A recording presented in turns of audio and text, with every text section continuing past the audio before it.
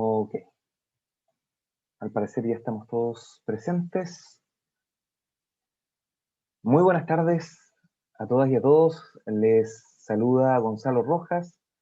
Soy académico de la Facultad de Ingeniería de la Universidad de Concepción y subdirector del Magíster en Ciencia de Datos para la Innovación. En esta oportunidad vamos a presentar a dos destacados expositores que nos van a contar su experiencia en la adopción y proyección de las ciencias de datos en sus respectivas actividades y organizaciones. ¿Ya? Me refiero a Juan Pablo Mena, CEO de UPlanner, y a Constanza Vázquez, magíster en Ciencia de la Computación y asistente de investigación de inteligencia artificial en IACRAT Chile. En, en honor al tiempo, vamos a dar un breve resumen de lo que es este nuevo Magíster en Ciencia de Datos para la Innovación y posteriormente damos paso a nuestros expositores. ¿Ya? Cualquier consulta que tengan con respecto al Magíster, esta será atendida al finalizar la exposición de nuestros dos invitados. ¿Sí? Partamos entonces. Nuestro Magíster tiene como objetivo formar graduados con competencias para implementar soluciones en su ámbito de desempeño mediante la aplicación de ciencia de datos y el uso de herramientas de innovación, gestión y negocios en organizaciones, empresas y emprendimientos. Desde nuestra experiencia como Departamento de Ingeniería Informática de la Universidad de Concepción, hemos apreciado, y ustedes también, el desarrollo y el auge de las ciencias de datos en múltiples áreas de nuestro quehacer. Así se han formado estudiantes y posgraduados en estas disciplinas, pero entendemos nosotros que para que estas ciencias de datos puedan ser aprovechadas beneficiosamente en entornos organizacionales y en distintos ámbitos de nuestra necesidad, de nuestra sociedad, necesitamos formar un ecosistema o contribuir a formar un ecosistema de innovadores que conozcan de las ciencias de datos, que puedan formar parte activa de equipos de desarrollo, en definitiva, que ayuden a cubrir este gap que se produce entre organizaciones y expertos en ciencias de datos. ¿Sí? Por eso nuestro magíster se llama así, lleva esta denominación, Ciencia de Datos para la Innovación. Cuenta con un régimen trimestral de estudios en los cuales confluyen asignaturas de ciencia de datos propiamente tal y de innovación, con una integración permanente entre estas dos grandes macro áreas para finalizar con un proyecto de innovación en ciencia de datos. En este mismo espíritu, el cuerpo académico de nuestro programa reúne expertos en distintas áreas, encabezados en este caso por el doctor en Ciencia de la Computación Guillermo Cabrera, que es el director de nuestro programa. Quien les habla es el subdirector y un grupo de expertos en distintos aspectos del flujo del ciclo de vida de los datos. Además, complementado con expertos y prestigiosos académicos y profesionales en el ámbito de la innovación y de la gestión de startups, venture deals y todo lo relacionado con la innovación y emprendimiento. ¿Ya? Las postulaciones se encuentran abiertas, cierran el 16 de julio del presente año y las clases van a comenzar en agosto de este año. Como les comenté, preguntas y consultas con respecto a este programa se van a responder al finalizar la exposición de nuestros dos invitados. Paso entonces a presentar a Juan Pablo Mena, que es ingeniero civil de la Universidad Técnica Federico Santa María y Executive MBA de la Universidad Adolfo Ibáñez, con especialización en inteligencia artificial. Con 16 años de experiencia, Juan Pablo ha dedicado su carrera al desarrollo, apoyo e implementación de nuevas tecnologías para mejorar la calidad y cobertura de la educación. Actualmente Juan Pablo se desempeña como CEO de UPlanner, compañía dedicada a entregar soluciones que apoyan directamente el plan estratégico de las instituciones de educación superior. Juan Pablo, tienes la palabra y nuestro agradecimiento por tu participación. Muchísimas gracias por la invitación, encantado de estar acá. La verdad que tengo mucho aprecio por la Universidad de Concepción, estamos nosotros contentos también del trabajo que estamos haciendo en la universidad que ahí ya luego les voy a contar un poquito más. Y como siempre, también encantado de poder dar un poquito mi opinión, mi visión del emprendimiento y cómo este asociado al data science, ¿no es cierto?, puede hacer que uno pueda hacer algo, un producto escalable y que pueda estar en muchos países. Eh, bueno, como bien lo dijiste, pues soy el CEO de YouPlanet. Y bueno, la verdad que quiero contarles un poquito cómo partió todo, ¿no es cierto? Yo me especialicé en temas de inteligencia artificial, trabajé haciendo redes neuronales y todo tipo de procesamiento de imágenes, de todo tipo. Y ahí me fui, ¿no es cierto?, como moviendo de distintas industrias hasta que en algún momento llegué a un momento en que dije, oye, eh, qué cosas se puede aplicar todo lo que he estado trabajando de inteligencia artificial? Y empecé a hacer cosas más aplicadas, ¿ya? Entonces aquí, por ejemplo, podemos ver una serie de tiempo. Aquí hicimos una modelación con series de Fourier y luego con redes neuronales pudimos modelar muy bien la serie de tiempo, ¿no? Era una serie de tiempo bastante estacional y que era muy bonita también de modelar. Logramos bajar muchísimo aquí el error cuadrático medio, ¿no es cierto?, que era una de las cosas que nos interesaba ver. Y así fuimos avanzando en distintos lugares hasta que llegué a educación. Y en educación superior, me encontré con muchos problemas que todavía no están resueltos. Y que son problemas grandes, ¿cierto? Uno de ellos es, por ejemplo, la cobertura, en donde en Latinoamérica, entre 18 y 25 años, solo estamos cubriendo 40% o menos, dependiendo de los países. Hay países mejor que eso, no sé, pero el promedio es algo bastante bajo. En temas de eficiencia, las instituciones utilizan bastante, los recursos los usan bastante ineficientemente. Hay muchos espacios de mejora ahí, igual que con el dropout, ¿no?, que el tema de la deserción. Menos de la mitad de los estudiantes que ingresan a las universidades de Latinoamérica, en promedio de nuevo, son gente que se gradúa finalmente. La mitad, ¿no es cierto? O sea, en el fondo más o menos los números son menos de la mitad entra a la educación superior y luego de esos que entran, menos de la mitad se titula. O sea, gravísimo para la región, para los países, es una pérdida de, ¿no es cierto?, de oportunidades tremenda para todas las personas también, un problema, ¿no es cierto?, que tenemos todos los países hoy día.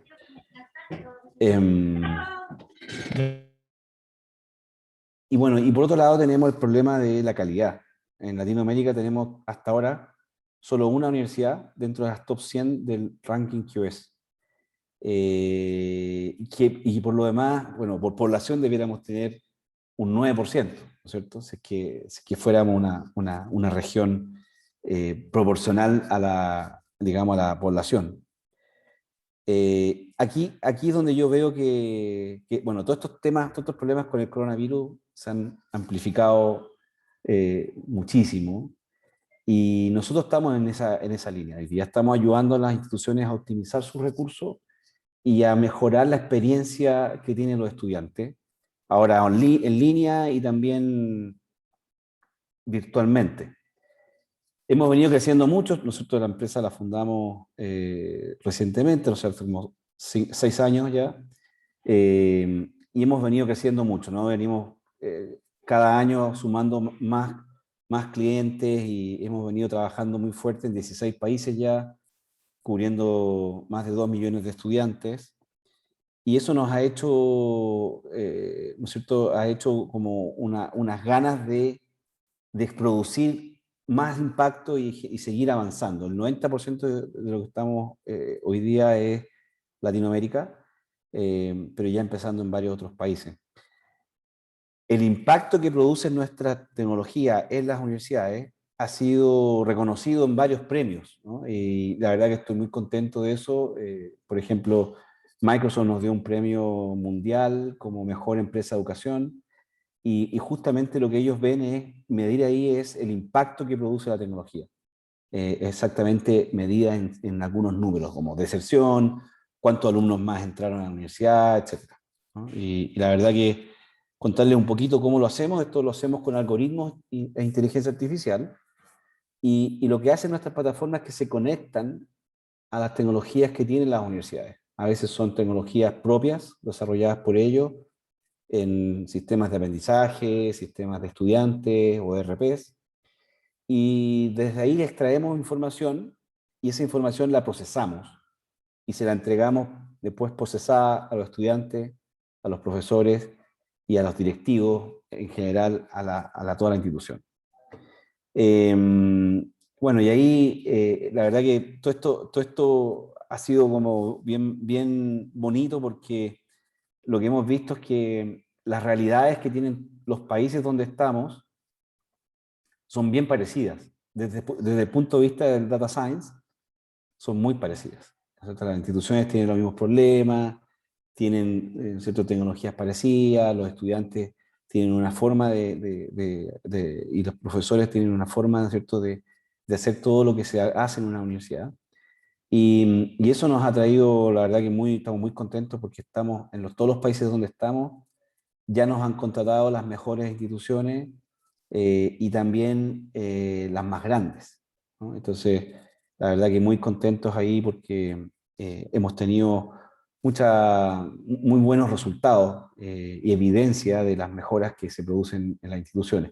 Y como les decía, ya también empezamos en algunos otros lugares fuera de Latinoamérica y también ha sido un gran desafío todo lo que estamos trabajando, por ejemplo, ahora en Emiratos Árabes, Australia, España, Estados Unidos. Ha sido todo esto un gran camino, ¿no es cierto?, recorrido y, bueno, a veces uno estas cosas no las valora tanto y cada cierto tiempo que nos recordamos de esto uno dice, oye, cuando partimos, en verdad, lo único que deseábamos es tener el primer cliente y la verdad que todo un orgullo poder escalar una tecnología y que tengamos casos de éxito en todo el mundo. En la Universidad de Washington, por ejemplo, en Seattle, hicimos un caso muy bonito donde ellos nos pasaron todos sus datos y nosotros los modelamos y logramos hacer que la institución tuviera un impacto muy bueno en cuanto al uso de los recursos, a la infraestructura, y de esa forma pudieron ahorrarse un nuevo edificio que de haberlo construido hubiesen sido muchísimos millones de dólares. Y la verdad que muy contentos porque ahí, ¿no es cierto?, todas las autoridades estuvieron al tanto de esto y todavía nos sigue eso ayudando mucho. Y también nosotros hemos estado trabajando harto con gobiernos. Recientemente hicimos una alianza con LASPAU, afiliada de Harvard University, y con el Tecnológico Monterrey. Ellos como socios nos presentamos los tres a un proyecto que levantó el Ministerio de Perú, que financió el Banco Interamericano de Desarrollo, en donde nosotros teníamos que trabajar con las 20 universidades más grandes de Perú para ayudarlas a enfrentar la pandemia. Y nosotros desde el lado de YouPlanner, bueno, pusimos todos los algoritmos de tecnología y LASPAU de la Universidad de Harvard, toda la innovación que los caracteriza, y el TEC de Monterrey con mucha consultoría y por supuesto que también capacitación de profesores, de cómo hacer las clases mejor y cómo lograr que, ¿no es cierto?, que los estudiantes estuvieran más enganchados.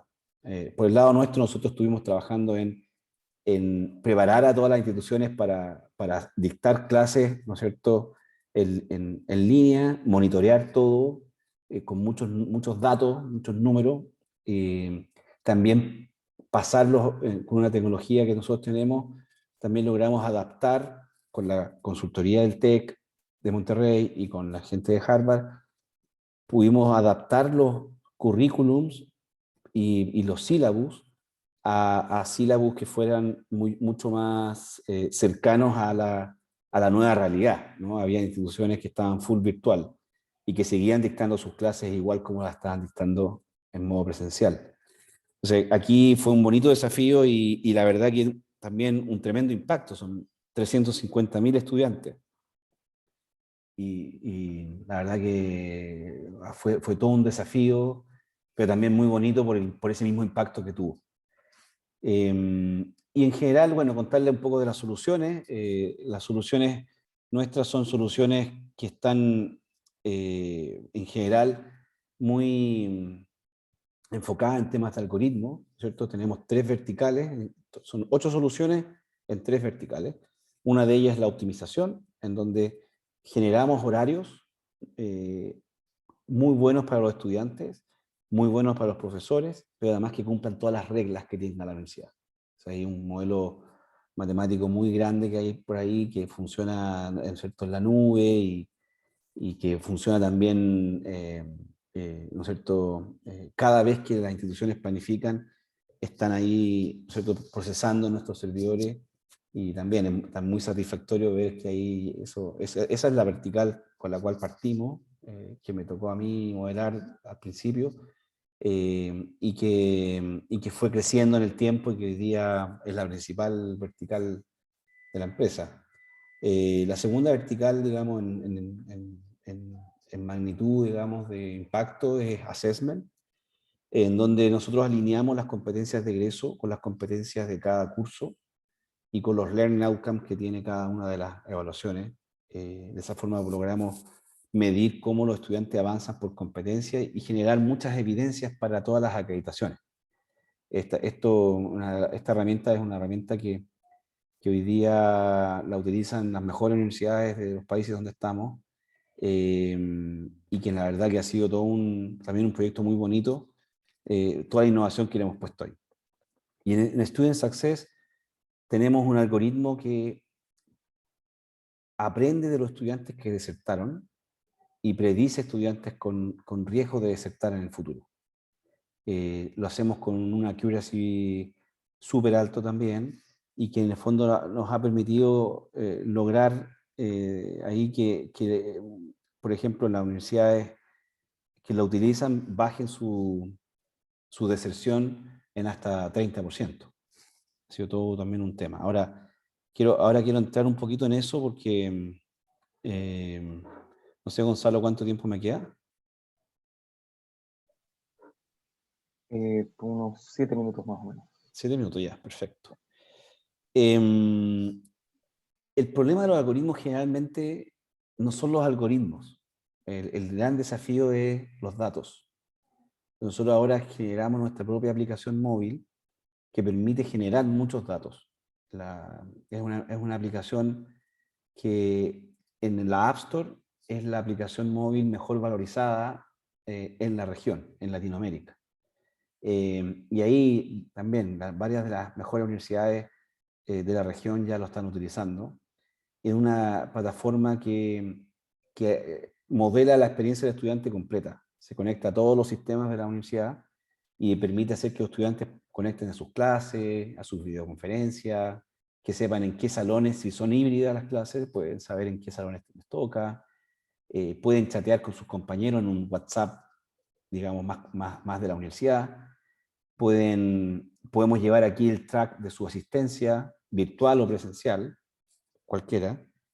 Están aquí los pagos del estudiante, están los materiales del LMS, si el LMS es un Canvas o Blackboard o G2L o Moodle, está conectado acá y extraemos de ahí los mensajes del profesor, se los pasamos al estudiante. Una plataforma que por debajo tiene también mucha inteligencia y muchos servicios para el estudiante. Todos los trámites que hace el estudiante lo hace por aquí, ¿no? Los certificados y todas esas cosas. Pero eso a su vez genera mucha información que nos permite encapsularla y con la inteligencia artificial ayudar al estudiante.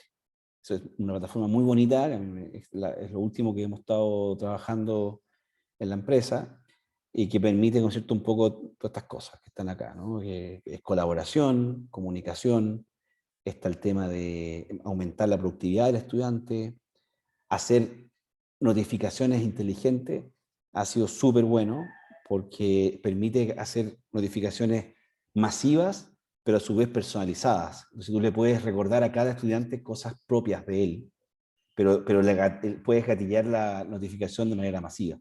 Entonces es una mezcla, ¿no es cierto?, también muy bonita que ayuda mucho a las universidades a mejorar. Y aquí, bueno, que lo que hace el sistema es identificar, ¿no es cierto?, luego priorizar, y así luego hacemos un apoyo al estudiante más focalizado según las causas que tiene de deserción. Las universidades aquí deciden, por ejemplo, hacer cosas distintas para apoyar a estudiantes con problemas financieros, por la pandemia o por lo que sea, por temas de matemática, que necesiten alguna tutoría para reforzamiento, etc. Y aquí, bueno, algo que es bien importante que nosotros nos gusta mucho contar, ¿no es cierto?, es que esta herramienta es una herramienta que nos permite modelar, ¿no es cierto?, y dejar, ¿no es cierto?, al final a la universidad una herramienta que le permite ayudar a los estudiantes y hacer que los estudiantes tengan menos riesgo de desertar y más posibilidades de terminar la carrera completa. La verdad que todo esto es algo que ocupa muchísima matemática. En general, todo lo que hacemos ocupa muchísimos algoritmos y eso hace que las instituciones, ¿no es cierto?, tengan muchas cosas automatizadas y que tengan la información lista para trabajar en remediales más que en calcular cosas, ¿cierto? La idea de UPlan es justamente eso. Y como tenemos muchos casos de éxito, también tenemos muy probado la tecnología. Eso hace que tengan las instituciones mucha evidencia cuando tienen que decidir, ¿no es cierto?, cómo sigue su plan estratégico en adelante de transformación, porque teniendo evidencias de, por ejemplo, de cómo cierta tecnología les va a ayudar, rápidamente pueden armar un plan y hacer que, ¿no es cierto?, que esos resultados empiecen a llegar lo antes posible.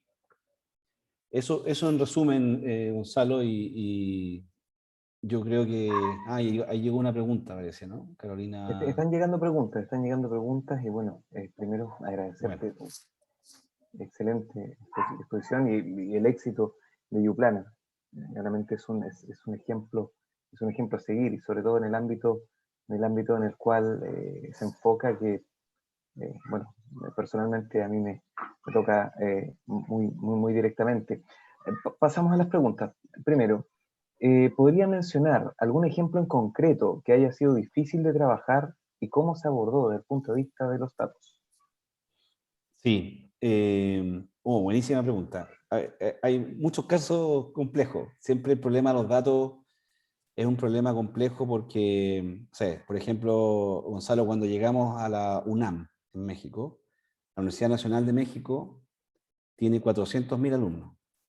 Entonces, nosotros nos creíamos, no sé, súper bien porque teníamos muchos clientes, muchas universidades de distintos países, pero todas eran universidades de 20.000, 10.000, ¿no es cierto? Como cualquier universidad normal. Los algoritmos cuando llegamos ahí funcionaban, pero cualquier cálculo que hacíamos se demoraba varios días. Entonces empezamos a enfrentarnos al otro problema, que es, ¿qué pasa cuando tienes Big Data, como se llama? ¿No? Cuando además la Universidad Nacional de México, la UNAM, es una institución muy ordenada y tenía muy bien registrada la información y nos pasaron 8 años de información, lo cual para los algoritmos es maravilloso, ¿no es cierto? Cualquier algoritmo que tú quieres, ¿no es cierto?, como probar y testear y hacer que aprenda, ¿no es cierto?, de datos y que luego pueda hacer buenas predicciones. Bueno, funcionaba bien, pero como te digo, tuvimos que enfrentarnos a ese gran desafío de procesar grandes cantidades de datos. En otras universidades tenemos otros desafíos, que la información está incompleta, que la información tiene mala calidad, que la información no está levantada, o que solo algunas carreras la tienen y otras no. Y así, mira, como te digo, son infinitos los problemas, ¿no? Lo que hemos estado haciendo nosotros mucho, el algoritmo de predictivo y de inteligencia artificial, en general todos los algoritmos nuestros, como que lo hemos venido mejorando cada año. Cada año hemos venido haciendo estas cosas porque hemos aprendido mucho cada vez también. Pero hemos trabajado mucho aguas arriba, como se dice en hidráulica. Aguas arriba, ¿qué significa? Que que antes que los datos lleguen al algoritmo, necesitamos hacer procesamientos con algoritmos para que los datos lleguen y los podamos consumir con el algoritmo final, ¿cierto? Entonces, ¿qué pasa? Nuestros algoritmos son una cadena de algoritmos, en verdad. Y lo primero que chequea es, ¿los datos son completos? ¿Están todos? Sí. ¿Hay cosas locas en los datos? Por ejemplo, no sé, a veces son campos que son, siempre, no sé, suponte cosas como esta, ¿no? Un campo que son solo texto y hay varios campos luego que son solo números. Y entonces hay algunos alumnos que tienen números en esa parte donde había texto. Entonces te dicen, espérate, entonces estos casos mandémoselos de vuelta a la universidad y la universidad nos diga qué hacemos con esos datos, porque a lo mejor ellos tienen esa información de otro lado, y bueno, ahí hay un tema iterativo que es aguas arriba, que claro, el problema de la predicción, de calcular grandes cosas como los temas de los horarios que estamos haciendo nosotros, hay instituciones de 130.000 alumnos que tienen 34 sedes en México, que procesan toda su planificación, cada vez la procesan con nuestro algoritmo. Entonces nuestros algoritmos, como te digo, en el fondo son como grandes volúmenes de datos, pero también datos muy complejos, porque cada vez que llegamos a una universidad nueva tienen distintos sistemas tecnológicos. Por cada centro de estudio ustedes hacen el ciclo completo de los datos, de la adquisición, la limpieza, el entrenamiento de los modelos, la generación de conocimiento, la visualización, etcétera, etcétera. Sí. Oh, un tremendo trabajo. Otra pregunta, ¿cuántos especialistas en Data Science trabajan en la empresa? Y de inmediato complemento. ¿Y siempre fue pensada la empresa en base a información clave y utilización de inteligencia artificial o fue evolucionando en el tiempo? Sí, nacimos con algoritmos. O sea, los algoritmos han sido siempre nuestra forma de resolver estos problemas. Lo que pasa, Gonzalo, es que la tecnología que ya existe para las universidades es mucha y la verdad que de buena calidad. O sea, entonces, pensar en hacer un LMS, por ejemplo, es como absurdo. Entonces, la única Claro. forma de hacerlo era hacer algo que no hiciera el LMS, que son cosas como estas, como predictivas, que ellos dicen, no vamos a hacer algo así, porque predictivo significa que tengo un riesgo de no ser predictivo. Entonces, Sí. bueno, y sí, en el equipo solo ahora ya estamos llegando a a las 80 personas. La mayor parte está en Chile, pero hay gente en todo el mundo. Hay gente en Alemania, en Suecia, en India, Estados Unidos. En Colombia contratamos varias personas ahora, varios data scientists. Estamos en torno a a 16 personas en data science. Es un área bien grande que la dirige, de hecho, una persona que viene de Stanford, que antes de esa especialización hizo otra en l'École Polytechnique en Francia. O sea, alguien que tiene doble grado de data science. Y la verdad que es muy bonito tener un área así porque cuando enfrentamos a veces universidades nuevas, de países nuevos, esas universidades a veces tienen características nuevas. El algoritmo a veces no lo modela y ellos ¿qué? En una semana lo tienen modelado y vamos siempre así cada semana sacando versiones nuevas. Eh, Nos han llegado, ¿cuántas preguntas más? 4 preguntas más y en honor al tiempo vamos a dejar acá vamos a intentar abordar estas 4 preguntas y me atrevo a comprometerte de inmediato, Juan Pablo, a si es que surgiese alguna pregunta, hacértela llegar y por algún medio tú nos pudieras responder, te lo agradeceríamos mucho. ¿Sí? Vamos allá entonces. ¿Conoce acerca de qué universidades profundizan más en ciencia de datos? ¿Cómo empezar a estudiar esto? Eso te lo puedo responder yo, pero adelante, Adelante. Juan Pablo. No, adelante, adelante. No, básicamente, bueno, precisamente en el marco es en el marco de la charla de presentación de nuestro Magíster en Ciencia de Datos para la Innovación que estamos motivando a quienes estén interesados a eh, ingresar al mundo de la ciencia de datos y también profundizarlo, teniendo este cariz de innovación que muy bien nos ha presentado Juan Pablo. Efectivamente, a nivel de pregrado, incrementalmente los conceptos de ciencia de datos se han ido incorporando. Hay que decir que la ciencia de datos se nutre de disciplinas existentes, estadística, ciencia de la computación y otras. Entonces se han ido canalizando u orientando y en posgrados, desde el punto de vista científico y desde el punto de vista profesional, también existen algunos y nosotros estamos dando este cariz de ciencia de datos para la innovación. ¿Sí? No sé si tienes algo más que agregar al respecto, Juan Pablo. No. Ok. ¿Cómo se podría introducir la innovación como lo hace YouPlanner dentro de las instituciones públicas? Buena pregunta, pues, esa es una buena pregunta. Nosotros trabajamos, tenemos 18% de nuestras universidades que son públicas. Igual que en las privadas, hay universidades públicas muy buenas, otras no tanto y otras muy malas, ¿cierto? Lo que nosotros hemos visto ahí es que no hay tanta diferencia de público-privada en cuanto a cuántos saben de data science o cuántos están preparados para echar a andar inteligencia artificial o innovación como esta. Pero sí nos pasa harto que en las privadas vemos que tienen como un enfoque a implementar más rápido y apurarse con el tema. Ok.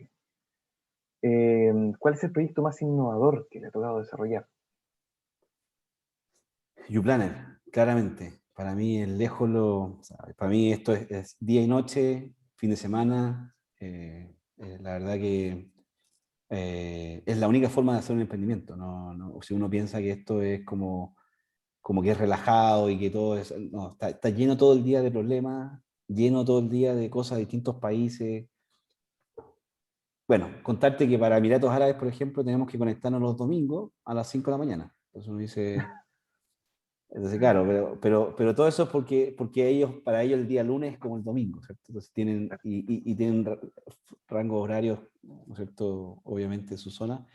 Pero te iba a decir que claro, YouPlanner es una tremenda innovación. Y yo te diría que estamos recién en la etapa como que estamos agarrando vuelito, como se dice en Chile. Estamos en esa etapa de generar mucha evidencia del impacto que tiene. Hoy día ya tenemos más de 100 universidades, pero necesitamos muchas más. O sea, y las grandes EdTech del mundo tienen más de 1000. Y la última pregunta es, ¿qué tipo de tecnologías ocupan en la aplicación de inteligencia artificial? ¿Alguna de Google u otra que recomienden para iniciar?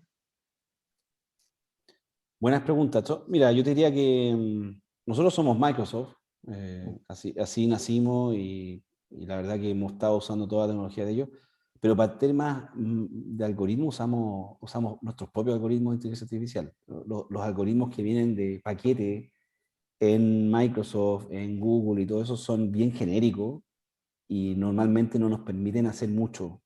Necesitas editarle demasiado, entonces al final es mejor que tú hagas tu propio modelo en Python y que la gente además se acostumbre que todos los data scientists trabajan en Python.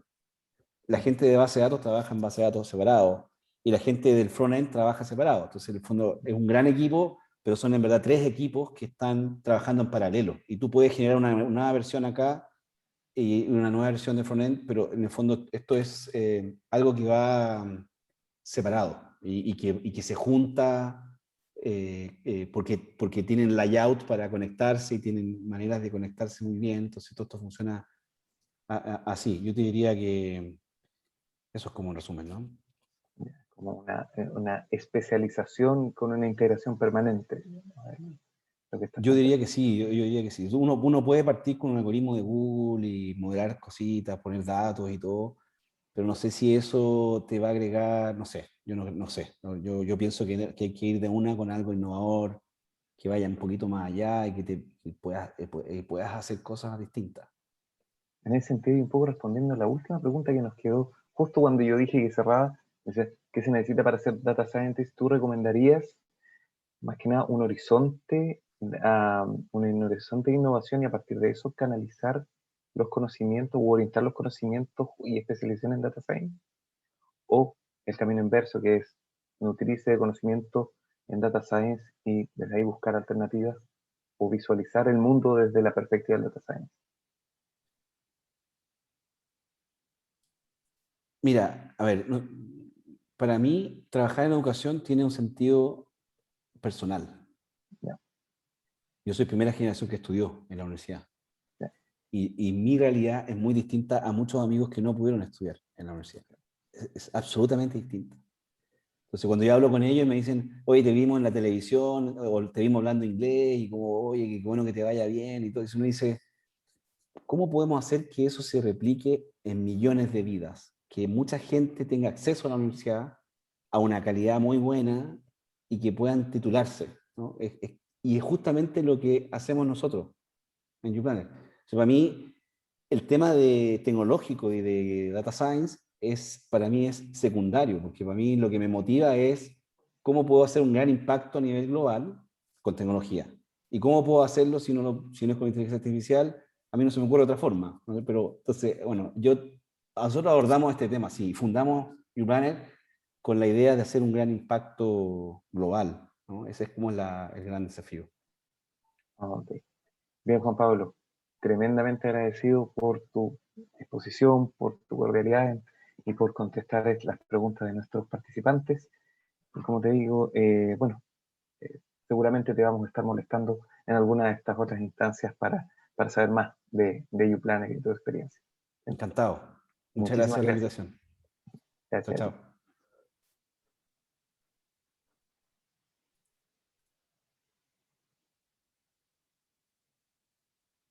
Continuamos entonces con nuestra jornada con la presentación de Constanza Vázquez, que nos va a hablar de ciencia de datos en tiempos de COVID-19, el desafío de la interdisciplina en medicina.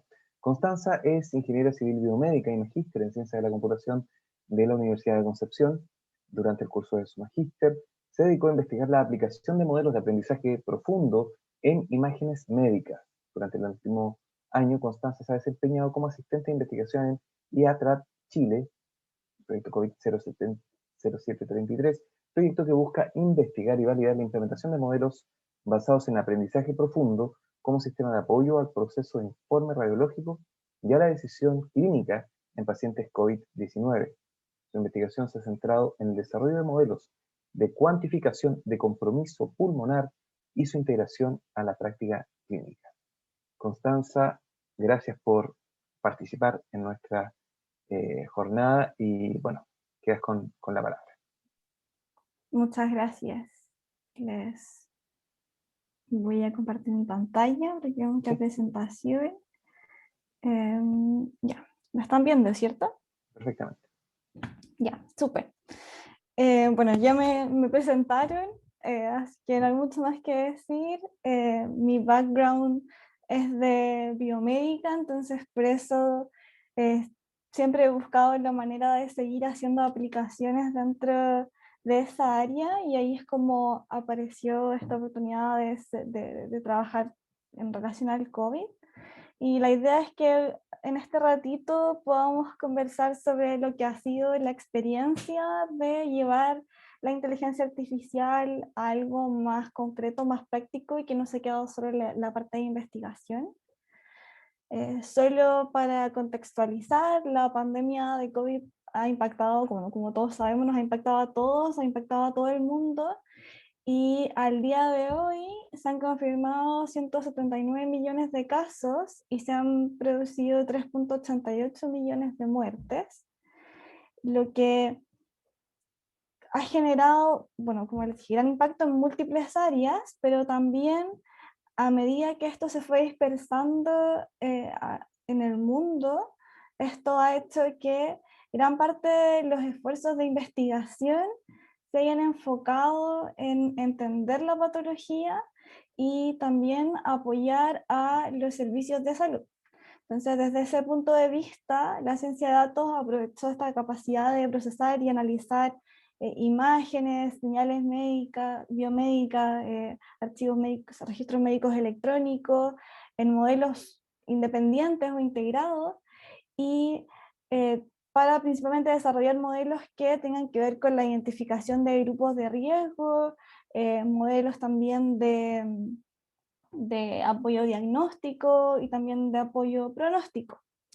Cuando nosotros buscamos en Google Scholar, que es una plataforma para buscar papers de investigación, buscamos, por ejemplo, COVID-19 y Deep Learning y nos aparecen solo para el 2021 más de 20.000 investigaciones en el área, o sea, es el boom, es el tema de moda. Y a pesar de que desde el punto de vista de la computación, gran parte de estas investigaciones son súper interesantes y súper novedosas, esto no implica que vayan a ser aplicadas directamente en la clínica. Una investigación realizada por Winans a principios del año pasado, en abril, cuando todavía el orden de papers publicados estaba en los cientos y no miles como ahora, mostraron de que a pesar de que la mayoría de ellos reportaban un alto desempeño predictivo, o sea, se veían muy bonitos en el papel, en ellos había un alto riesgo de sesgo dentro de los modelos por los criterios de selección de los pacientes, los cuales no eran muy consistentes o simplemente no eran reportados de forma clara dentro de las investigaciones. Además, muchos de estos modelos ocupaban datos limitados, o muchos de ellos también estaban seleccionados así como con pinza, lo que inducía a la falta de generalización de estos modelos y también que estos no pudiesen ser aplicados de forma masiva en la práctica. Y finalmente, un punto súper crítico es que la gran mayoría de estos reportes no tenían metodologías de validación clínica interna y o externa, lo que dificultaba de que hubiese algún valor para la práctica clínica. De los 232 modelos publicados en ese momento, solo 2 eran aptos para el uso clínico, lo cual es para mí es un número bastante crítico porque finalmente las investigaciones quedan en el papel. Entonces, para que nosotros desde la ciencia de datos seamos capaces de desarrollar modelos útiles para la práctica clínica, tenemos que trabajar súper codo a codo con el personal de salud, es decir, la interdisciplina, para que de esta forma nuestro modelo y todo lo que nosotros podamos desarrollar no quede solo en la práctica. Entonces, si miramos lo que ha pasado en Chile el último año desde el punto de la ciencia, nos hemos topado con noticias como estas. Se han empujado iniciativas ligadas a la inteligencia artificial que en otras circunstancias nos habría costado mucho ver en Chile. Empezaron a llegar modelos chinos para clasificar rayos X, también se empezaron a desarrollar tecnologías nacionales y también se despertó mucho interés desde el punto de vista de los profesionales de la salud en tener estas tecnologías en sus centros asistenciales, porque se dieron cuenta de que era el futuro y que también ellos tenían mucho que aprender. Entonces, en este contexto, y gracias a estos fondos que lanzó el gobierno, nace lo que es IATRA Chile, que es Inteligencia Artificial para Apoyo Diagnóstico y Proceso de Atención en Radiología y Teleradiología Clínica. Nosotros somos un equipo interdisciplinario que venimos de la Universidad de Concepción, de la Universidad de Chile y del Hospital Clínico de la Universidad de Chile. Nuestros integrantes son principalmente médicos, ingenieros e ingenieras, entonces un grupo bastante heterogéneo. Y nuestra idea, nuestra propuesta es el desarrollo de un modelo predictivo multimodal que tiene varios componentes. Primero, un modelo de categorización de rayos X, también un modelo de cuantificación de compromiso pulmonar, también un modelo de predicción de eventos clínicos adversos, que integra tanto datos clínicos como información de los hallazgos imagenológicos, o sea, datos clínicos e imágenes. Pero no nos quedamos en esta parte, sino que también la idea es poder implementar una metodología de validación clínica interna y externa, esto quiere decir dentro del hospital y también incluyendo hospitales y clínicas de diferentes, para que así estos modelos puedan ser utilizados en la práctica clínica con seguridad. En particular, yo he estado trabajando con los modelos que son basados en imágenes, tanto rayos X como en tomografía computarizada. Y como les mencioné hace un ratito, la idea es contarles en este rato mi experiencia y los principales desafíos a los que nos hemos enfrentado al momento de desarrollar inteligencia artificial para un caso real en medicina y no para un caso de juguete. Entonces, de acuerdo al último año del proyecto, yo agruparía los desafíos a los que nos hemos enfrentado de 3 puntos de vista, uno desde el punto de vista de la medicina, otro desde el punto de vista de la computación y otro desde el punto de vista de los datos.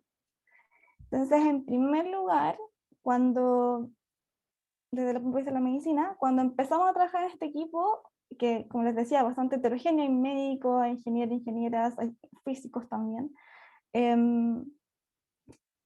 tuvimos que empezar a conversar y enseñarnos mutuamente nuestras áreas de expertise para poder comunicarnos y entendernos bien. De repente habían conceptos que desde desde el punto de vista de la ingeniería significaban una cosa y desde el punto de vista de la medicina eran otra, y lo que de repente era obvio para mí desde el punto de vista técnico no lo era para los médicos y viceversa. Entonces tuvimos que aunar criterios y aprender a comunicarnos y también enseñarnos cada área. O sea, por otro lado, al momento de definir los objetivos principales del proyecto y a medida que fuimos desarrollándolo, nos pasaba que el equipo médico volaba y soñaba con ideas súper interesantes y entretenidas, pero que nosotros teníamos que aterrizar a los tiempos y a los recursos disponibles. O sea, éramos cantidad de personas limitadas, también teníamos que actuar rápido porque estamos en una contingencia que amerita que todos los desarrollos sean rápidos y efectivos. Y ahí fue súper importante el aprendizaje de cómo funcionaban los modelos y qué era lo que necesitábamos para que aprendieran, y también derribar algunos mitos de la inteligencia artificial. Algunos médicos llegaban con la idea de que la inteligencia artificial era como este ser omnipresente que tú le decías lo que tenía que hacer y solucionaba todos los problemas del mundo. Entonces ahí hubo un proceso de aprendizaje para aterrizar un poco las expectativas principalmente. Entonces finalmente en este punto, y súper unido a lo que dije recién, otro de los como no sí, dentro de las dificultades era comprender la importancia de los datos y que la calidad de lo que nosotros desarrolláramos iba a estar estrechamente relacionada a los datos que nosotros pudiésemos generar y extraer desde el hospital.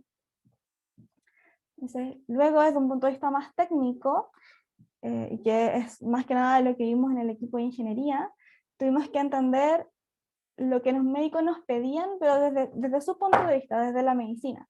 Es decir, el valor que iba a tener lo que nosotros desarrolláramos dentro de su flujo de trabajo. Aquí los modelos ya no eran arquitecturas del estado del arte que uno entrena porque es entretenido y le gusta, sino que iba a tener un impacto concreto en la atención de los pacientes dentro de la pandemia. O sea, ya le pusimos caras a lo que estábamos haciendo. O sea, una vez que entendimos el problema que teníamos que desarrollar, vamos a la literatura, vemos lo que hay, probamos, porque en realidad nuestro objetivo no es reinventar la rueda, es hacer algo que efectivo. Empezamos a trabajar con datos internacionales, que era lo más rápido obtener al principio de la pandemia, y todo bien hasta ahí, hasta que nos fuimos a los datos nacionales, cuando ya teníamos datos del hospital, y intentamos aplicar lo que ya teníamos entrenado y nos dimos cuenta de que no funcionaba tan bien como nosotros habíamos pensado. Aquí están viendo un ejemplo de lo que nos pasó.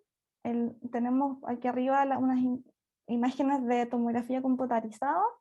La primera imagen es el corte de tomografía original. Luego tenemos la segmentación manual, que es un experto. La segmentación es esto: pintar de un color una cosa y de otro color otra cosa de interés automáticamente. Entonces aquí tenemos el proceso manual hecho por un experto, y acá al final tenemos la predicción que hace el modelo de inteligencia artificial. Y cuando nos fuimos a datos internacionales, vimos, sí, lo está haciendo bastante bien, hay que hacer algunos ajustes, pero en general, bien. Luego nos movimos a los datos nacionales y fue un desastre. Vemos que aquí en azul tenemos el pulmón sano y en rojo tenemos la infección de COVID, y vemos que en la predicción hay el modelo predijo que hay infección hacia la espalda, hacia la parte posterior de la persona, cosa que no es así. Los límites del pulmón no estaban bien delimitados, y bueno, ahí tuvimos que empezar a repensar las cosas, y ahí nos movemos al siguiente desafío, que es en relación a los datos. Los datos internacionales no eran suficientes para representar la realidad de lo que estábamos viendo en Chile, particularmente en el Hospital Clínico de la Chile. las imágenes que nosotros teníamos disponibles públicas no tenían el nivel de infección que nosotros estábamos viendo en los pacientes del HCUT, eran comportamientos diferentes, entonces tuvimos que tomar la decisión de anotar datos chilenos, pero anotar datos tridimensionales es muy, muy costoso. Las imágenes de tomografía computarizada son volúmenes que son de aproximadamente entre 200 y 300 cortes, que eso implica que una persona tiene que revisar imagen por imagen y ir pintándola de acuerdo a lo que iban necesitando. Entonces, considerando el tiempo que teníamos disponible de proyecto, que era un año, nos iba a tomar la mitad del tiempo del proyecto en generar los datos y eso era demasiado. Entonces, tuvimos que pensar una estrategia y la estrategia que implementamos es una estrategia que en la literatura se llama Human in the Loop, en donde reclutamos internos de medicina de la Universidad de Chile, también residentes de radiología de la HCUT y 2 radiólogos más, porque bueno, nosotros en el equipo teníamos solo un radiólogo, entonces era imposible que el radiólogo él solo hiciera todo. Y armamos equipos, le asignamos imágenes para que trabajaran. Entonces, esto funciona de la siguiente manera. Primero, el modelo de inteligencia artificial es entrenado con datos internacionales y luego de ahí sacamos predicciones de datos nacionales y cada equipo recibe estas imágenes y las corrige. Primero parte el interno, luego el residente de radiología y luego el radiólogo. O sea, vamos aumentando el nivel de expertise, juntamos las imágenes corregidas y volvemos a entrenar el modelo de manera de sacar nuevas predicciones y volver a entrar a este proceso de corrección. Este proceso lo hicimos 4 veces hasta el momento, porque probablemente vamos a tener que hacer más iteraciones. Y bueno, acá hay un ejemplo para que vean el efecto de lo que es incluir datos nacionales, en nuestro caso, para sacar predicciones. Primero acá tenemos la segmentación manual realizada por uno de los equipos de nuestro pipeline. Y luego tenemos la predicción del modelo cuando lo entrenábamos solo con datos internacionales. Vemos que aquí le falta un montón de pulmón que pintar. Tenemos también acá infección hacia la parte de la espalda que no corresponde. Pero una vez que nosotros realimentamos nuestro modelo y lo ajustamos a los datos nacionales, vemos una mejora bastante notoria y ahora ya sí podemos empezar a trabajar mejor. También nos enfrentamos al problema de la cantidad de datos que teníamos disponibles y también el tiempo de recolección de las imágenes. Nuestra realidad es diferente a las realidades de otros países con mayor acceso económico. Las tomografías computarizadas en particular son exámenes muy caros. En un hospital público se realizan menos de las que uno pensaría porque no todas las personas pueden pagarlo. Entonces se utilizan en los casos que es estrictamente necesario, que no hay ningún otro examen que puede mostrar el nivel de compromiso. Entonces nos encontramos con menos imágenes de las que teníamos contempladas inicialmente.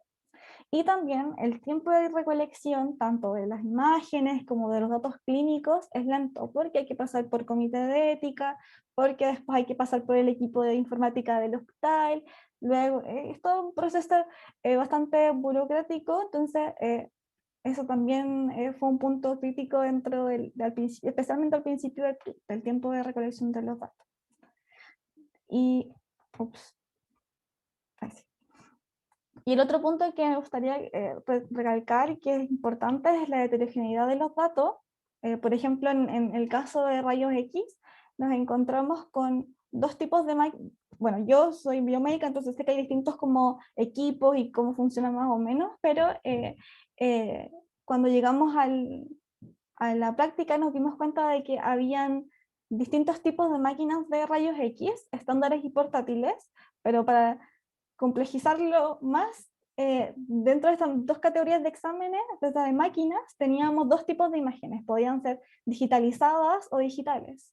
Entonces eso nos complicó un montón lo que fue el entrenamiento de los modelos de rayos X, de clasificación, porque la distribución de intensidad de los píxeles de las imágenes y cómo se veían y los procesamientos que había que hacerle a cada una de esas imágenes era diferente. Entonces nos encontramos con esta jungla que cuando uno trabaja con datasets de juguetes que te los entregan procesados, bonitos, todo ordenadito, no lo ve. Pero sí, cuando vamos a un caso real, nos encontramos así de golpe con estas realidades que la literatura no lo dice. Pero bueno, una vez sorteados esos desafíos viene lo más importante. Los modelos no sirven si no son exitosamente incorporados en el flujo de trabajo de los profesionales. O sea, si no les sirve a ellos, no les sirve a nadie. Por un lado, nos pidieron que la predicción tenía que ser rápida, o sea, cuando ellos fueran a mirar la imagen, tenía que estar la predicción lista, no podía ser procesada en el momento en que ellos la abrieran, que era uno de los problemas que tenían con los software que estaban en Siemens, o no me acuerdo qué otra empresa era con la que trabajaban, que al momento en que ellos abrían la imagen, recién ahí empezaba a procesar, y eso eran 15 minutos más de procesamiento, lo cual en la práctica cuando ellos tienen que revisar muchos exámenes no sirve. Entonces tuvimos que conectarnos directamente a los tomógrafos del hospital, o sea, la imagen se generaba, nosotros lo procesábamos, en 5 minutos la imagen está lista, y al momento de que ellos abren la imagen para poder informarla, ya tienen la predicción. Y por otro lado, es el tema de la interfaz, que tenía que ser rápida, tenía que ser simple, tenía que ser lo más parecido a lo que ellos tenían dentro del hospital, ojalá que estuviese integrado dentro del sistema del hospital.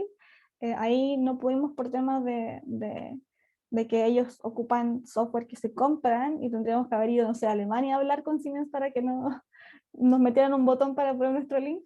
Entonces, bueno, tenemos una página donde ellos ingresan y pueden ver las imágenes. Que a la derecha aquí pueden ver un ejemplo de qué es lo que ven los radiólogos. Ellos ven la imagen original por un lado, ven la imagen segmentada por el otro, solamente la infección porque el pulmón les molestaba verlo. Entonces vemos solo la infección, en rojo lo que se llama condensación, que es la infección más densa en el COVID, y en azul el vidrio esmerilado, que es también un tipo de infección que es menos severa que la condensación. Y además les entregamos un reporte con los volúmenes pulmonares, el volumen de la infección, el porcentaje de compromiso, cómo está compuesta la infección, etcétera. Información que ellos pueden acceder de forma cuantitativa, porque los informes de las imágenes radiológicas se hacen netamente en base a la experiencia, no hay ninguna métrica como números que los radiólogos saquen de ellas. Entonces esto les ayuda a tener información un poco más concreta. Lo que nos va quedando, y que es lo más importante, es la parte de validación clínica interna y externa, para que lo que nosotros hemos desarrollado sea utilizado con seguridad en el seguimiento de los pacientes COVID. Actualmente nosotros en el proyecto estamos en esta fase para el modelo de segmentación, que es el que está más avanzado, y ahí tenemos que, bueno, ya hemos conversado varias veces con los radiólogos, no solo con el del equipo, sino con el resto del hospital, qué es lo que necesitan, qué es lo que esperan, y viene la parte de análisis prospectivo y también de lo anterior, de las imágenes anteriores que han recibido. Y bueno, para cerrar, me gustaría recalcar que para mí el punto crítico dentro de esta experiencia, como lo dice el título de mi presentación, es la interdisciplina, el trabajo conjunto entre las distintas especialidades. No sirve de nada para mí desde el punto de vista de la inteligencia artificial, desarrollar modelos que son el estado del arte, lo top de lo top, si es que no responde a las necesidades de los médicos. Ahí es como trabajo perdido, porque no va a ser utilizado. Además, otro punto importante es la capacidad de adaptarse a los cambios, porque en general lo que uno tiene pensado inicialmente no es lo que finalmente va a ir a producción.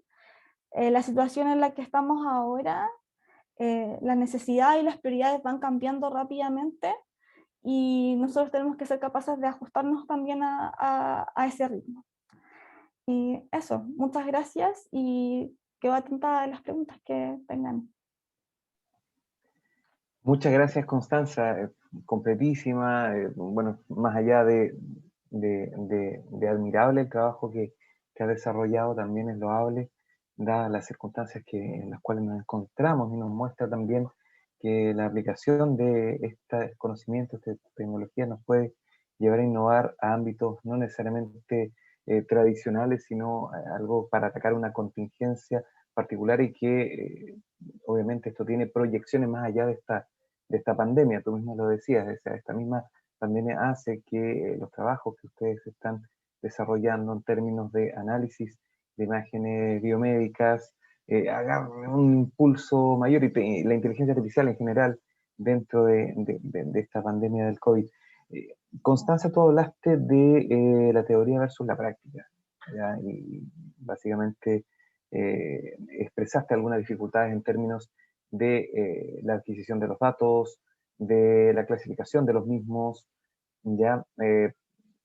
¿Cómo tú percibes en términos de este contraste también entre realidad e ideal, la recepción que ustedes como equipo y tú en particular como profesional tuviste por parte de quienes eran las contrapartes, llámese personal médico, los operarios y otras profesionales con los cuales trabajaste para adoptar y participar colaborativamente en esta clase de proyectos? Em, yo iba cuando empezamos esto, iba con el prejuicio de que quizá los médicos iban a pensar que nosotros queríamos reemplazarlo, porque es como algo generalizado que hay como conceptos que hay con respecto a la inteligencia artificial, de que va a reemplazar a los humanos. Pero no, estaban súper abiertos y súper interesados en aprender, entender cómo funciona y de colaborar. Porque particularmente en esta pandemia se vieron súper sobrepasados.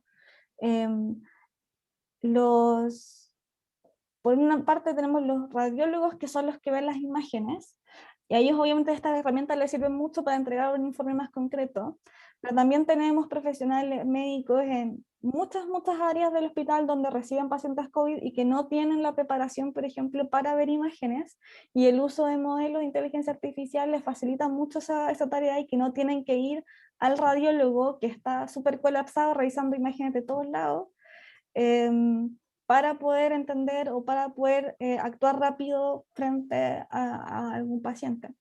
También nosotros estamos proponiendo modelos que incluyen imágenes con datos clínicos, cosa que en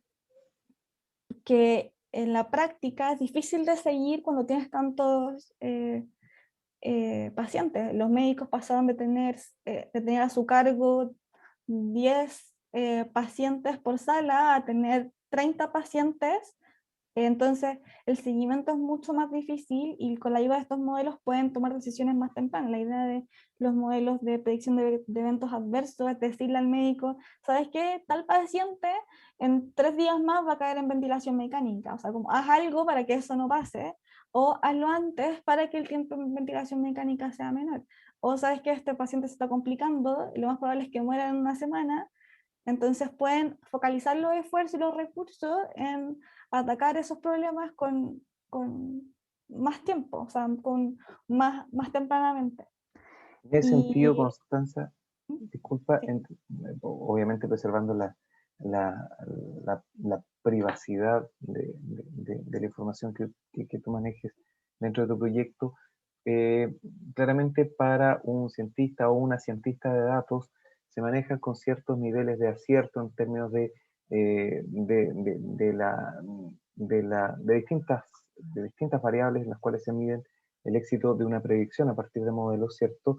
Pero para tu contraparte, el éxito de este proyecto radica en una disminución en el uso de ventilación mecánica, en anticipación a ciertos cambios. ¿Cómo se está midiendo o cómo aspiran los profesionales médicos que, que, que se mide el éxito de la adopción de esta tecnología? sí.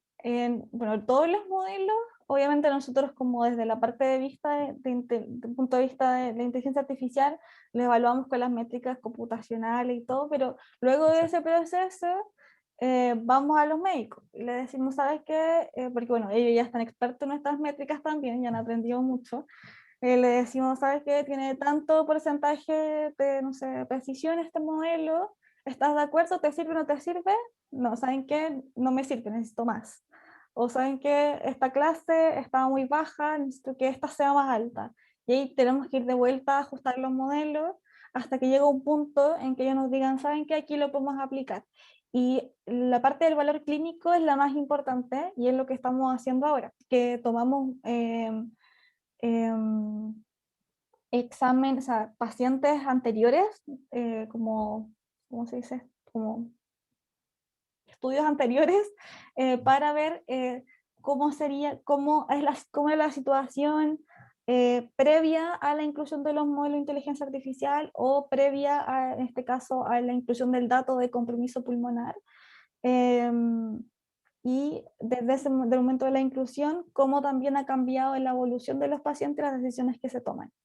Desde el punto de vista del modelo de predicción de eventos adversos, es el modelo que está más en pañales, por así decirlo. El manejo de esos datos es bastante difícil, porque además, si uno mira bases de datos internacionales, tienen, no sé, 100.000 pacientes para analizar, nosotros tenemos 900.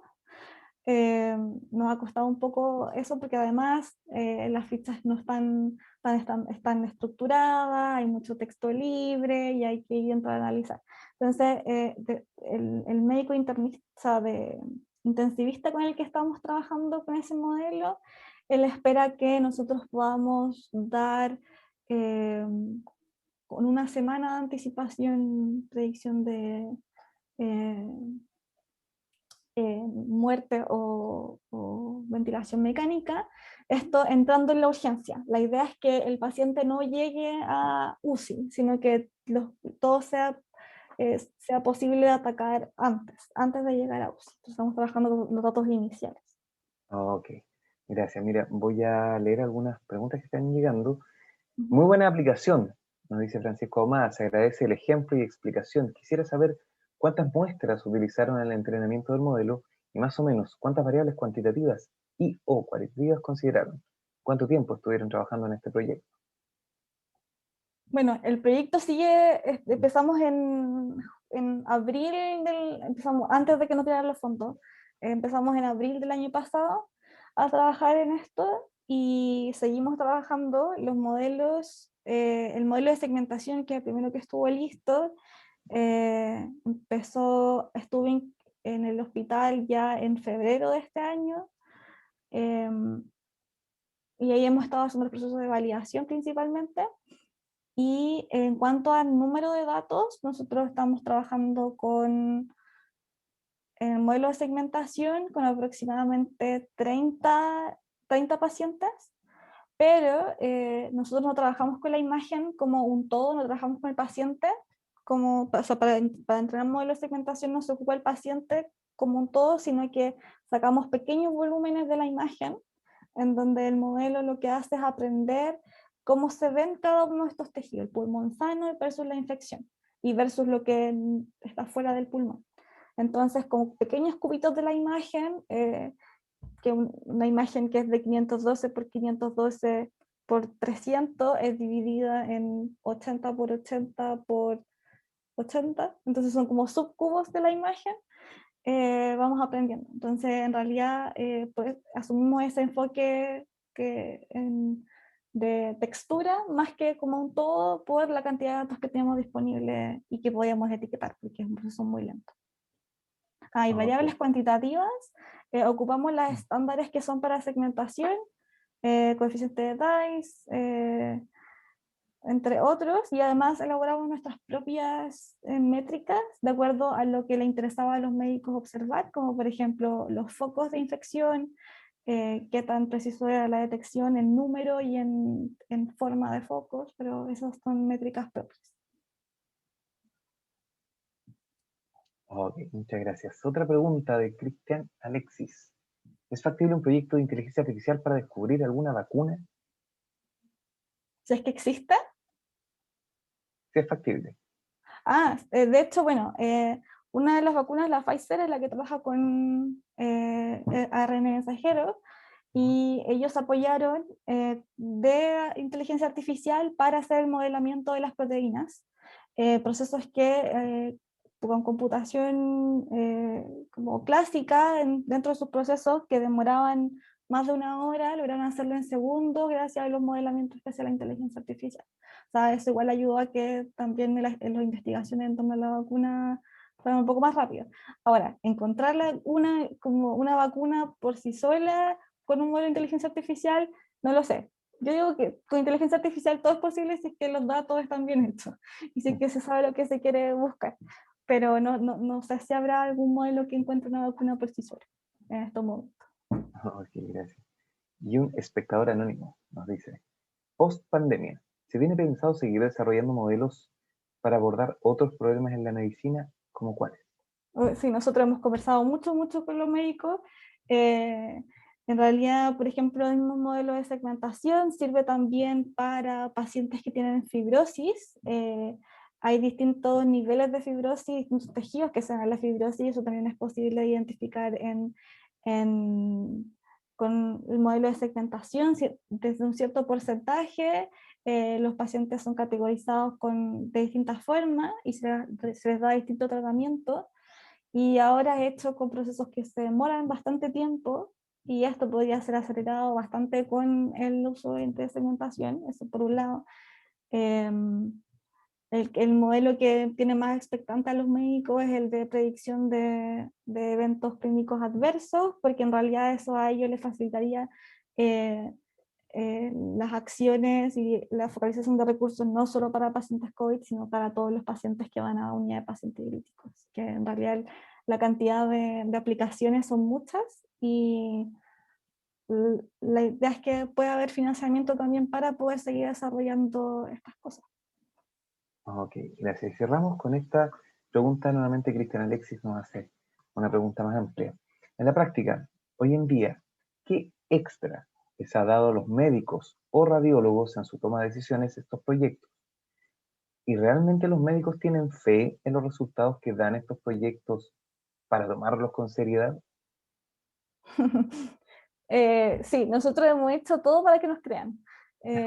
Y por eso hemos trabajado súper de la mano con ellos, no solo con el que estaba oficialmente en el proyecto, sino con todos los del equipo del Hospital Clínico de la Chile, para que el proceso sea como asesorado por ellos. O sea, que ellos estén atentos a todo lo que está pasando y si es que lo van a ocupar o no lo van a ocupar, lo estamos viendo ahora, estamos haciendo estos estudios. Y el extra que les da es que los médicos, por ejemplo, cuando ven las imágenes de COVID, para ver el nivel de compromiso pulmonar, en este caso súper concreto, lo que hacen es mirar rápidamente el volumen completo y dicen, sí, este paciente tiene COVID porque tiene las características típicas de un paciente con COVID y tiene mucho compromiso pulmonar, o sea, el pulmón está muy comprometido, está poco comprometido, está más o menos comprometido, ese tipo de informes dan, o sea, dan métricas muy subjetivas y basadas en la experiencia, y eso obviamente va a depender de si es que el médico se fijó más en los cortes que están en la parte apical o los que están más en la zona central o en la parte inferior, como que al final depende mucho de la apreciación del radiólogo. Nosotros también hicimos estudio para ver cuál era la diferencia de compromiso pulmonar que los mismos radiólogos asignaban a las imágenes, o hacer un estudio interobservador y nos dimos cuenta de que el acuerdo era mínimo, muy bajo. Entonces, este tipo de tecnología lo que ayuda principalmente es a que den información concreta, eh, cuantificable, y que también eso ayude a la toma de decisiones posteriores al informe del radiólogo. Ok, y ahora sí, esta es la última. Francisco Ahumada nos dice, ¿cómo controlar a los falsos positivos que pudiesen entregar las predicciones del modelo? Bueno, la proporción de falsos positivos en los modelos están reportados, o sea, nosotros no le prometemos a los médicos que el modelo va a solucionar todos los problemas y que va a hacerlo siempre bien. Por eso es importante caracterizar bien el rendimiento de los modelos y siempre la última decisión la toma el médico, no la toma el modelo de inteligencia artificial. El modelo de inteligencia no está solo, siempre está supervisado. Entonces, mientras no se descubra la forma de hacer una inteligencia artificial que pueda trabajar sola, siempre tiene que haber en el proceso crítico un humano tomando la decisión final. Obviamente siempre la idea es que sea lo mínimo posible. Ese siempre va a ser nuestro objetivo, pero siempre va a haber una posibilidad de error. Ok, Francisco te agradece la respuesta y nosotros también como organizadores de este evento, de este webinar y del programa de Magíster en Ciencia de Datos para la Innovación, te agradecemos tremendamente, Constanza, no solamente por participar acá, sino por el valiosísimo trabajo que estás desarrollando. ¿Sí? Gracias por la invitación. Gracias a ti. Estaba muteado. Ahora sí, antes de terminar, entonces, simplemente darles paso a preguntas que ustedes puedan tener con respecto al programa de Magíster en Ciencia de Datos para la Innovación, donde precisamente nosotros estamos apostando a que todos estos conocimientos que nos han mostrado nuestros expositores puedan plasmarse en iniciativas innovadoras que generen un cambio positivo en las organizaciones y en el ámbito de la sociedad en las cuales ustedes estén desempeñándose. ¿Ya? Entonces, los conocimientos de los fundamentos de las ciencias de datos, de todos los procesos del ciclo de vida de los datos, desde su adquisición, limpieza, entrenamiento de modelos, análisis, visualización, retroalimentación, etcétera, están cubiertos por estas asignaturas trimestrales, pero además siempre en coordinación con otras asignaturas relacionadas con la innovación y el emprendimiento tecnológico. Dejo abiertas las preguntas, mientras tanto les termino de comentar algunos aspectos de este magíster. Así es un plan de estudio de ser 32 créditos de SCT, es decir, de la dedicación, SCT es la valoración de la dedicación que ustedes tienen que tener para este magíster. Dura 2 años, son 6 trimestres. El horario de clase está repartido en viernes y sábados. Por la contingencia, actualmente vamos a buscar una modalidad que se adapte al escenario actual y a los dictámenes que nos den las autoridades sanitarias para ver la factibilidad de hacerlo de forma remota, de forma semipresencial cuando las condiciones se den. Estamos preparados y tenemos experiencia para impartirlos en ambas modalidades. ¿Sí? El valor del programa son 360 UF con algunas posibilidades de descuentos particulares. Vamos a iniciar nuestras clases en agosto del 2021, entendiendo que contamos con la cantidad de alumnos inscritos necesaria para hacer funcionar este programa. Y cualquier información o duda que ustedes puedan tener disciplinar con respecto al programa, la estructura de costo, etcétera, del programa, pueden hacerlo al correo que está ahí, contacto uds@infudec.cl. ¿Sí?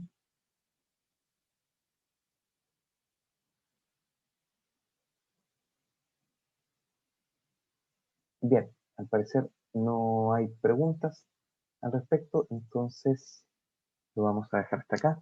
Agradecemos nuevamente a nuestros expositores por la tremenda disposición a aportar su experiencia, a, quienes han asistido a esta instancia, a Juan Pablo, a Constanza y a ustedes por participar. Quedamos a vuestra disposición para aclarar cualquier tipo de consulta que puedan tener sobre el área, sobre los proyectos que se están realizando en la universidad con respecto a ciencias de datos y en particular sobre nuestro magíster en ciencias de datos para la innovación. Muchas gracias, cuídense mucho y muy buenas noches.